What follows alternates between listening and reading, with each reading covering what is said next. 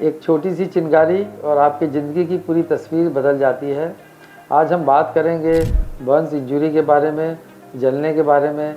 ये बहुत ही आम प्रॉब्लम है और हर घरों में और बाहर ये छोटे छोटे बर्न्स के केसेस होते रहते हैं। पर अक्सर हमने देखा है कि जलने के बाद लोगों का आत्मविश्वास बहुत कम हो जाता है, बहुत परेशान हो जाते हैं कि अब कैसा होगा, क्या दाग होगा। तो मैं यहाँ बताना चाहूँगा कि क्या करें अगर मान लो कोई घर में ऐसे छोटे हादसे होते हैं। तो तुरंत उस जले हुए हिस्से में पानी डालना है, ठंडा पानी या ताज़ा पानी जो भी अवेलेबल है, और उसको कम से कम 10 से 15 मिनट तक डालना है। या अगर हाथ और पैर में है तो हम उसको उस बर्तन में लेके उस हाथ और पैर को उसमें डुबा सकते हैं। कई बार हमने ऐसा भी देखा हुआ गया है कि लोग जलने के बाद उसमें शाही डाल देते हैं, हल्दी लगा देते हैं, पेस्ट लगा देते हैं, गाँव में गोबर लगा देते हैं। तो इन सब चीज़ों से बचना है। ऐसे करने से इन्फेक्शन होने का डर होता है। और जब भी प्राइमरी ट्रीटमेंट हो जाए उसके बाद एक साफ कपड़े में उस हिस्से को लपेट कर आप तुरंत जो डॉक्टर्स हैं उनके पास जाइए, जिससे कि वो आपका प्रॉपर ट्रीटमेंट कर सके।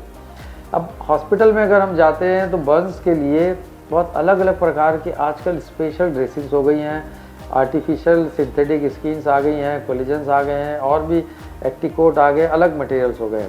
तो उनकी ड्रेसिंग करते हैं जिससे उसमें इन्फेक्शन ना हो, जल्दी सूखे, और जितना जल्दी सूखता है उतना ही उसमें आगे चल के दाग के या डिफॉर्मिटी के या कॉन्ट्रैक्चर के चांसेस कम होते हैं। अगर कोई ज़्यादा जल जाता है मरीज़ तो उनको एक स्पेशल बर्न आईसीयू होते हैं जिसमें HEPA filter, laminar flow, zero bacteria system होता है, सेपरेट क्यूबिकल्स होते हैं, डेडिकेटेड नर्सेस होती हैं जो इनका ट्रीटमेंट करती है। और ऐसे ट्रीटमेंट से प्रॉपर अगर हम इलाज कराएं तो काफ़ी गंभीर मरीज भी जो 60-70% है या 80-90% है वो भी बचते हैं। कुछ ऐसे मरीज जो बहुत ज़्यादा जल जाते हैं, बहुत डीप तक जल जाते हैं, अंदर की लेयर तक, उनमें जान बचाने के लिए हमको स्किन ग्राफ्टिंग की ज़रूरत पड़ती है। और ये स्किन ग्राफ्टिंग कई बार मरीज के शरीर से लेते हैं, या कभी कभी स्किन बैंक एक उपलब्ध होता है, स्किन बैंक से हम स्किन ले सकते हैं, और ज़रूरत पड़ने पर रिश्तेदारों से भी स्किन लेके इसमें लगाई जा सकती है।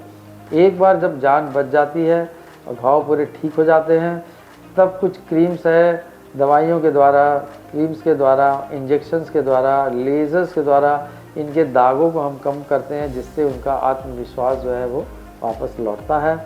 और कई केसेस में अगर डिफॉर्मिटीज़ होती हैं तो उसको हम बाद में प्लास्टिक सर्जरी, रिकन्स्ट्रक्टिव सर्जरी और कॉस्मेटिक सर्जरी के द्वारा काफ़ी हद तक उसको सुधार सकते हैं।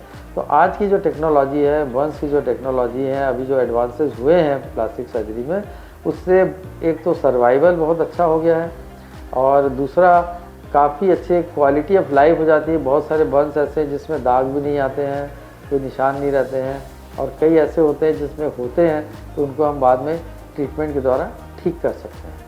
जो भी पेशेंट जो बहुत ज़्यादा बर्न्स इंजरी के बाद सर्वाइव होकर निकलते हैं उन्हें हम एक फाइटर कहते हैं।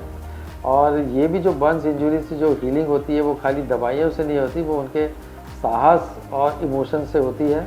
और आज के समय में साइंस इतनी एडवांस हो गई है कि बर्न्स केसेस बहुत ज़्यादा अगर ख़राब होते हैं तो हम उनको काफ़ी कॉस्मेटिक सर्जरी से ठीक करके उनको वापस सोसाइटी में रिहेबिलिटेट करते हैं।